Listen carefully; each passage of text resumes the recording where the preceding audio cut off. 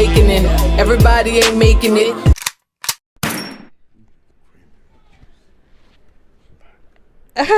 Peace world. It is your girl, the real Tony Hickman, and I am sitting here with Keith Jones. Y'all don't know who Keith Jones is, but we about to get into it. Man, and first of all, he wearing and rocking the Tony Hickman shirt. I do what? I do the impossible all the damn time. You heard me? So listen. Yeah. You want to know we do the impossible for real. Y'all know who he is though? I'm just saying I'm sitting here with him, but y'all don't really know who he is. This is who are you? Yeah, the Emmy Award winning, the one who I was on the song with Rising Phoenix. Yes, that's the partner in crime, along with George Tragic. Shout out to George Tragic. Yes. Daniel. Yes, Daniel, Ian, Peter, Craig. Ian. Oh my goodness, there's so many people we could shout out. Yes, but we were Emmy Award winners. We are Emmy Award winners. Grammy nominated, right? We were in Grammy consideration. Grammy consideration. Okay. Yes, because the moment you start telling your story, Negroes find a crack in your. Yes. And you lied. Right. So we're gonna say Grammy consideration. There you go. Yeah, and Oscar submitted. Okay, yes, because he had to tell me, y'all. I had to get it right. So yes, but we have accomplished that. But we're both artists that have been in the game.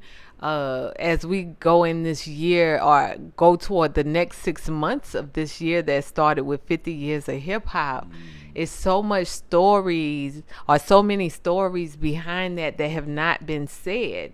Like y'all know, I was down with Suave House, so y'all may not know because I don't even promote it that much, but I was down with Suave House and been on gold and platinum albums, and I was fortunate enough to be able to do that. But most people don't know me from that. They know me from what I do now. And so, but yeah, we've been in the game for a long time, and Keith got a backstory that is bananas. Like when he was talking, I said, no, we got to interview you. Like this was crazy, just everything that he has accomplished. And if you don't know, also Keith does have cerebral palsy. Dope human. And it's amazing how our world relates to disability, but we are the ones that are opening our mouth very loudly and changing the dynamics. It may be moving as a snail or like a snail, but yeah. So Keith, why don't you tell us a little bit about what you're doing or what you've done, and then if I interrupt you, I'm gonna just come back and forth. Okay. All right. I think it's funny as you was talking about it. I had to think about it.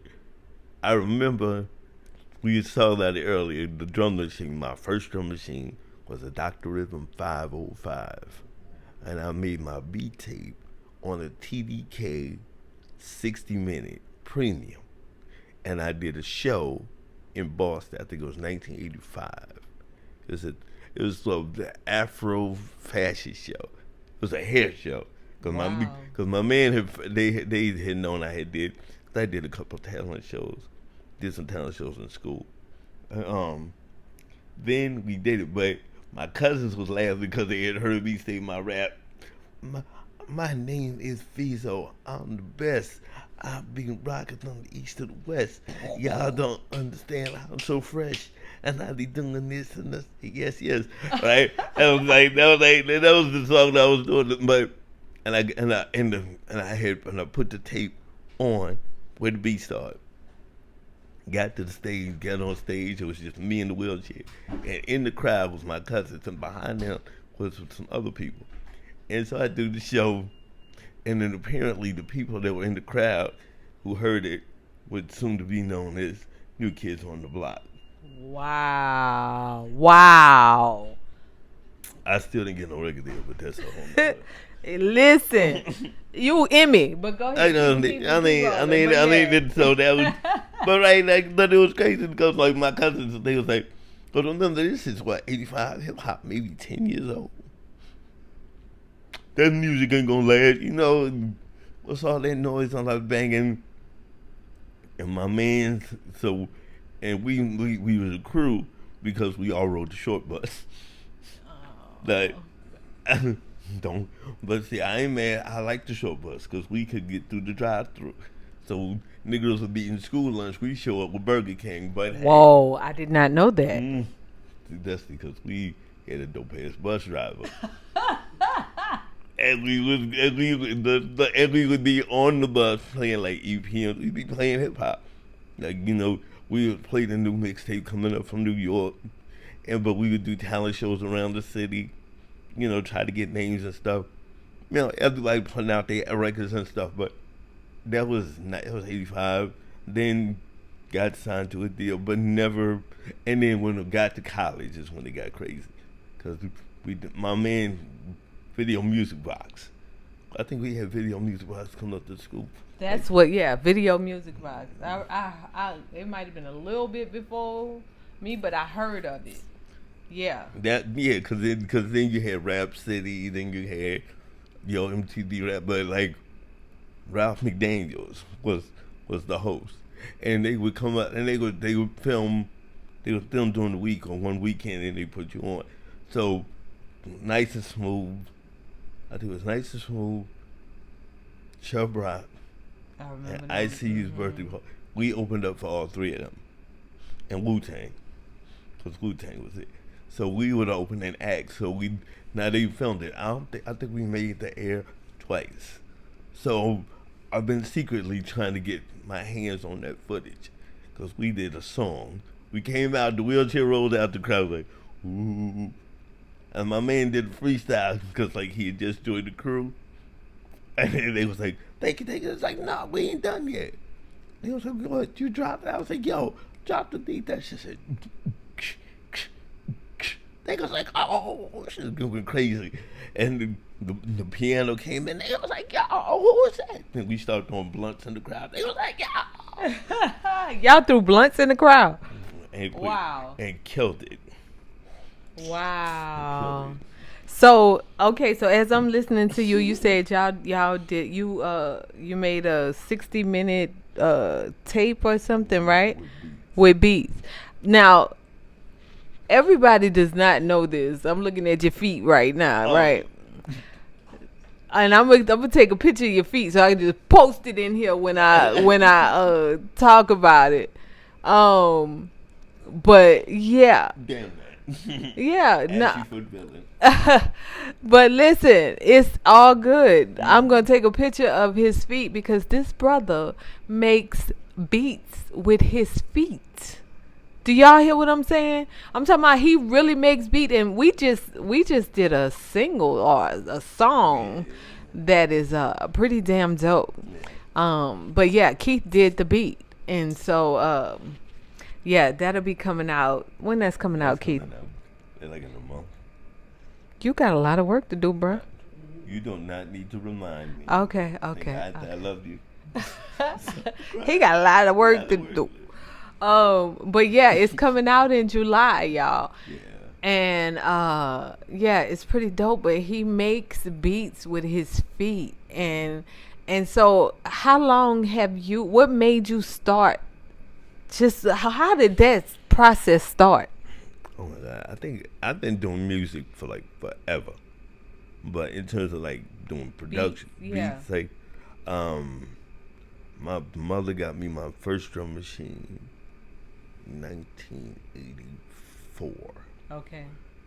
And that's 84, and then we rented a 4-track home studio recorder, and up until then I used to have one of them Casio keyboards. They had like the samba, right. And I already know. And had that one, and so I would use that, and like one of them old cassette recorders, and like record the beat on one, play it back, and record it through the headphones. So I matched all that up. So that was like so Production wise, I've been doing since like 83, 84. Like R&B, like everything. Film scores, hip hop, gospel, R&B, plays, all that stuff. Wow. Wow. Um, yeah, so is there anything else you want to share with my audience on uh just accomplishments you've had but also the struggles or anything like that? Well, I'll tell you. But honestly, the journey has been crazy. Like if I think about the people I've come across and the things that I've done, I can't be mad at it. But I mean, but being in places where you make it kind of, you're sitting in the room with African Bambaataa and you got Search, you got all these people where hip hop is like just now becoming corporate, and then you get people like Teddy Ted saying call my man at Sony because he needs to know who is doing y'all beats, and we are really like this close to getting a record deal, but somebody literally saying you too crippled to rap, like, or we like the song. Oh wait, what do you mean he has a disability? Well, maybe if you just take him off and let him just write the rhymes and do the production, his man like that's the like I have been painfully close to like what they would call superstardom, but not because of whatever. But I think the struggle has been this. Let's see. Here's the difference. There's a distinction between the industry and the artistry. What's the difference? Can you explain what's the difference? Because I have my opinion, but I need you to explain that. Because the industry is a machine, right? Like that's that's corporate. That's a function in and of itself. Like it exists to sustain itself. Like, but the artistry is what the industry thrives on. You can't have an entertainment company without artistry. You an accountant is maybe an artist in mathematics, but that's not the TV show. Right. That's not the fashion. That's not the score. That's the artistry. And the artistry cannot be boxed into a perception. Right. That's the part. Yeah. And I didn't, and because hip hop was like, East Coast, West Coast, we dropping Biggies and Nas's and all. I'm doing all like, at one point there was a discussion to do production for Chubb Rock's Man, Hot Dog. Like, I mean, things were happening, but the disability would pop up at the weirdest times. But because it wasn't, Polygram, it was Sony, it was Def Jam, it was, and we never, even when we had a chance to interact with Chuck D in like early 2000s when they were starting Slam Jam, had my own, please listen to my demo moment. Had like the little DVD with it, right? And handed them to him. Like, when you get a chance, tell me what you think, blah, blah, blah. Especially because they were like, we need artists, give us artists. Well, like, bro, I come with a whole story to tell, right? This instant media, right? And the crazy thing is, what people don't understand is if they would have put you out, you would have blew. Simply because you were different. You know what I'm saying? Simply because you don't fit this box that the I guess the elites try and put us in, Yeah. Oh. That was crazy. But you know what? It's purpose. Everything serves its purpose, and you have been serving your purpose. Brother is an amazing, gifted speaker, y'all. And I've heard words from him that literally gave me chills. And so it's amazing how, I won't say pain, but hard realities change how we see the world, but our message that is needed to give from that helps the world. And Keith is like a master of that. He has become. How long you been in the game, Keith? Oh God, and the speaking and traveling and all of that. 25 official years. 25 years. 25 years. 25 years now. It's hip hop 50-year anniversary, but 25 years he's been running his mouth, and you've made some really phenomenal changes within the I guess the disability community that a lot of people don't even know about. Like, Oh yeah, no, that so that's why the industry and the artistry, but the stuff to keep the lights on, and keep clothes on the kids' back and food in their stomach, was public policy consulting. So that's healthcare, education, environmental rights, women's rights, like anything. But again, the whole point is like you don't do this to. I mean, it's nice that I like to eat, get paid for it, but there's also something to be said about having to work in order to survive, in order to have your life mean something, because people are picking out a part of your humanity and saying, we don't think you should, I don't know, blink, right? And so the work is everything from the healthcare, so helping unionize home health aides and direct care workers, helping underwrite or write what we now know as the Affordable Care Act, and helping change policy, making sure that kids can get education regardless of whether or not they have a disability. Like, those are the things that push it. The hip hop and the music are like the way the soul restores itself. But the work, I would like to just do the music, but Man. We are. Well, trust me, it's heading that way. It's crazy because, the industry also teaches like, oh, if you're over 30, if you at the end of your 20s, you're going to start having issues. But if you're over 30, like, that's a wrap. But I'm going to tell y'all something.